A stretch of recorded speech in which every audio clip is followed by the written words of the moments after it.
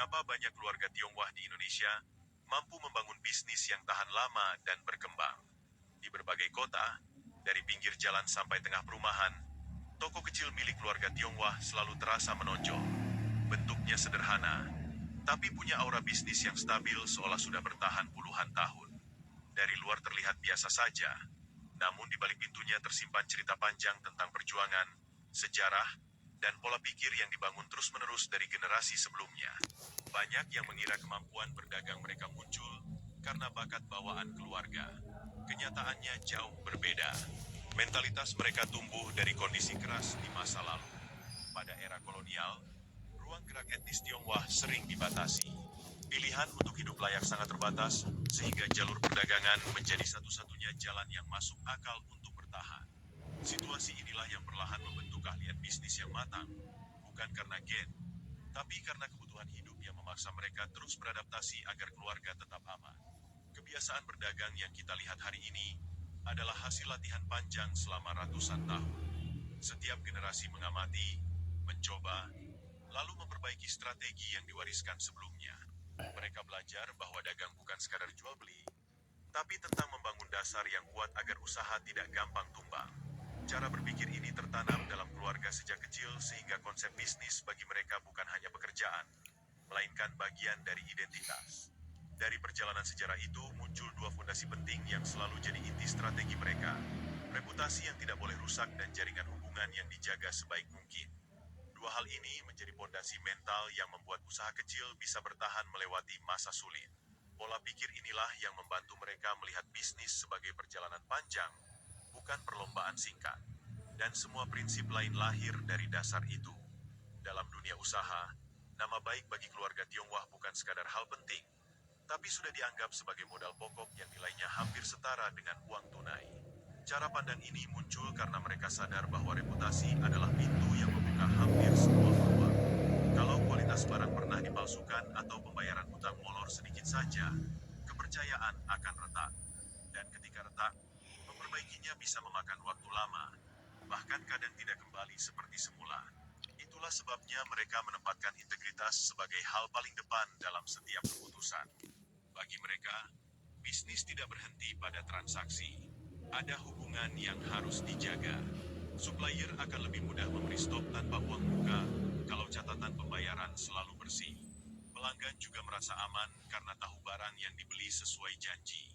Kehadiran reputasi itulah yang membuat putaran modal lebih lancar, karena seluruh ekosistem bisnis berdiri di atas rasa percaya. Prinsip ini membuat mereka menjalankan usaha layaknya maraton, bukan perlombaan yang harus selesai cepat. Mereka tidak tergoda mengambil keuntungan instan yang bisa merusak hubungan jangka panjang. Yang mereka bangun bukan hanya toko, tetapi juga citra diri di mata orang-orang yang terhubung dalam proses perdagangan. Dan citra itu menjadi senjata yang tidak terlihat, tetapi selalu bekerja dalam diam. Reputasi yang kuat juga berguna saat kondisi ekonomi goyah. Ketika orang lain kesulitan modal, pemilik toko yang punya rekam jejak bagus masih bisa mendapat pasokan barang atau pinjaman dari pihak yang mengenalnya. Semuanya berawal dari satu hal sederhana, menjaga kejujuran dalam setiap langkah. Tidak heran prinsip ini menjadi fondasi utama sebelum membangun strategi lain. Begitu fondasi kepercayaan kokoh, maka perjalanan usaha akan lebih stabil. Setelah reputasi terbentuk, fondasi kedua yang tidak kalah penting adalah cara mereka membangun jaringan. Dalam pandangan keluarga Tionghoa, hubungan bukan hanya soal kenalan luas, tetapi ekosistem yang saling menguatkan. Mereka tidak menunggu sampai membutuhkan sesuatu baru menghubungi orang. Yang dilakukan justru kebalikannya, menjaga hubungan lebih dulu, membantu lebih dulu, dan memberi perhatian tanpa menunggu balasan cepat. Kebiasaan ini membuat hubungan bisnis mereka terasa hidup. Mulai dari supplier, pelanggan, tetangga toko, sampai relasi jauh yang pernah bekerja sama, semuanya dianggap bagian dari lingkaran yang harus dipelihara. Obrolan ringan, mengirim kabar, atau sekadar mampir saat hari raya bukan hal yang dianggap sia-sia. Justru langkah-langkah kecil itu adalah cara mereka menabung kepercayaan dalam bentuk sosial. Saat akhirnya butuh bantuan, jaringan ini akan bergerak dengan sendirinya. Supplier akan lebih toleran jika ada pembayaran yang terlambat. Pelanggan tetap datang walau harga sedikit naik, dan teman relasi bisa membuka pintu peluang baru. Hal itu terjadi karena hubungan dibangun bukan atas dasar kepentingan sesaat, tetapi atas rasa saling menghargai. Alur seperti ini membuat usaha mereka tidak mudah goyah meski kondisi ekonomi sedang tidak bersahabat. Ketika toko lain kesulitan modal, pemilik yang punya jaringan kuat biasanya masih bisa bertahan karena banyak pintu yang siap membantu. Cara berpikir seperti ini terbentuk dari keyakinan bahwa kesuksesan bisnis tidak pernah berdiri sendiri. Selalu ada peran orang lain di dalamnya. Dengan fondasi jaringan yang rapi dan jangka panjang, usaha kecil pun bisa bertransformasi pelan-pelan menjadi lebih besar.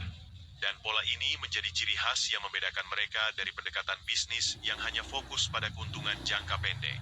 Setelah dua fondasi mental terbentuk, muncullah kebiasaan praktis yang membuat usaha mereka bisa bertahan lama. Salah satu prinsip yang paling terkenal adalah cara mereka memperlakukan uang bisnis. Bagi mereka, uang usaha itu seperti aliran darah yang harus tetap mengalir agar seluruh tubuh tetap hidup. Begitu uang itu diambil untuk kebutuhan lain, ritmenya akan terganggu dan usaha bisa melemah tanpa disadari. Makanya, pemilik toko selalu memisahkan uang pribadi dan uang usaha sangat ketat. Tidak ada cerita keuntungan baru sehari dua hari langsung dipakai beli barang mewah atau kebutuhan yang tidak penting. Setiap rupiah yang masuk akan kembali diputar untuk membeli stok baru, memperbesar inventaris, atau disimpan sebagai dana cadangan agar usaha tetap aman. Pola seperti ini membuat modal berkembang secara perlahan namun stabil. Mereka memahami prinsip sederhana, kalau putaran modal cepat, bisnis akan tumbuh. Kalau uang macet di gaya hidup, bisnis lama-lama kering. Inilah alasan kenapa toko-toko mereka jarang terlihat mewah, padahal omsetnya mungkin sudah jauh lebih besar dibanding tampilan luarnya. Fokusnya bukan di penampilan, tapi di keberlanjutan. Cara berpikir seperti ini juga membuat mereka tahan banting saat kondisi ekonomi sedang tidak baik. Ketika pendapatan menurun, mereka masih punya stok kuat, masih punya putaran uang, dan masih punya cadangan untuk bertahan. Tidak ada panik berlebihan karena fondasi keuangan sudah disiplin sejak awal. Dari luar mungkin terlihat sederhana, tapi disiplin kecil ini justru yang membedakan usaha yang bisa berkembang dari usaha yang tersendat. Mereka memahami bahwa bisnis butuh fondasi keuangan yang sehat, bukan gaya hidup yang digelembungkan. Selama uang usaha berputar tanpa hambatan, peluang untuk naik level akan selalu terbuka. Dalam perjalanan membangun usaha, ada satu pola pikir yang sangat kuat dalam budaya dagang keluarga Tionghoa, tidak memusingkan gengsi. Cara pandang ini membuat mereka lebih mudah mengambil langkah pertama tanpa takut terlihat kecil. Jualan barang murah, buka toko kecil di pinggir jalan, atau mulai dari menjadi reseller bukan dianggap memalukan. Justru itu dianggap tahap belajar yang sangat penting sebelum usaha naik level. Mereka melihat bisnis sebagai proses panjang yang penuh percobaan. Kalau menunggu modal besar dulu baru berani memulai, waktu akan habis hanya untuk menimbang-nimbang. Prinsipnya sederhana, jalankan versi paling sederhana dulu, kumpulkan pengalaman, lihat apa yang laku dan apa yang tidak, lalu perbaiki. Pendekatan seperti ini membantu mereka bergerak cepat tanpa terjebak perencanaan yang terlalu rumit. Dari pola pikir anti-gengsi itu, lahirlah strategi perputaran cepat dengan margin tipis. Barang dijual dengan keuntungan kecil, tapi laku cepat dan stabil setiap hari. Prinsip ini jauh lebih efektif daripada mengambil untung besar namun penjualannya lambat. Dengan perputaran cepat, modal tidak diam.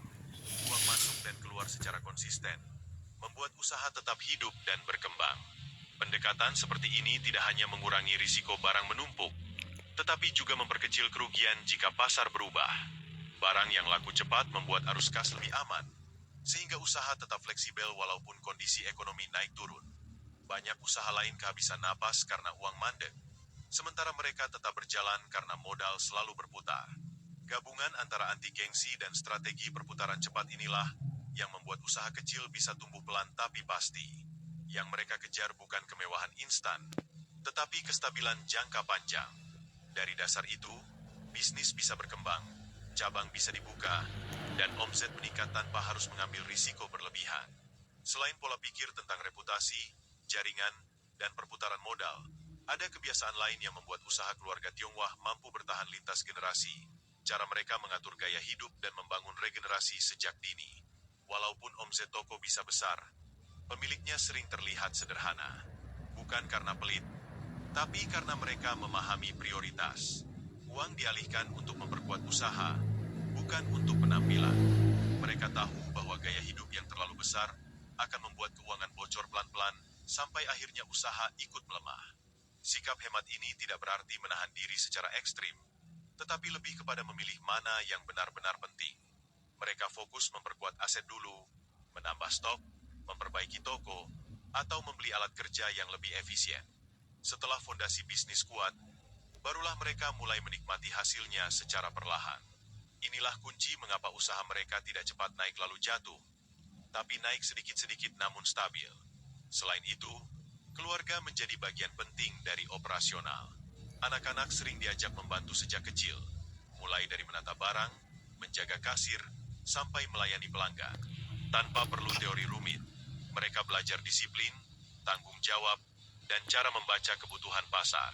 Ilmu ini menempel secara alami, sehingga ketika usaha diwariskan, mereka sudah sangat paham ritme bisnisnya. Regenerasi berjalan tanpa harus memulai dari nol. Prinsip terakhir yang tidak kalah penting adalah fokus pada produk yang paling laku. Mereka tahu tidak semua barang harus di stok banyak. Yang mereka kejar adalah barang inti yang perputarannya paling cepat. Barang-barang inilah yang menopang arus kas harian. Setelah produk utama kuat dan stoknya aman, barulah variasi lain ditambah. Pendekatan ini membuat modal bekerja lebih efisien dan risiko kerugian jauh lebih kecil. Semua prinsip ini membuktikan bahwa kesuksesan mereka bukan soal keberuntungan atau garis keturunan. Kuncinya ada pada disiplin, ketekunan, dan pola pikir bisnis yang jelas. Mindset seperti ini bisa dipelajari siapa saja yang mau berproses. Yang terpenting adalah keberanian untuk mulai dari langkah kecil dan komitmen untuk terus memperbaiki diri setiap hari.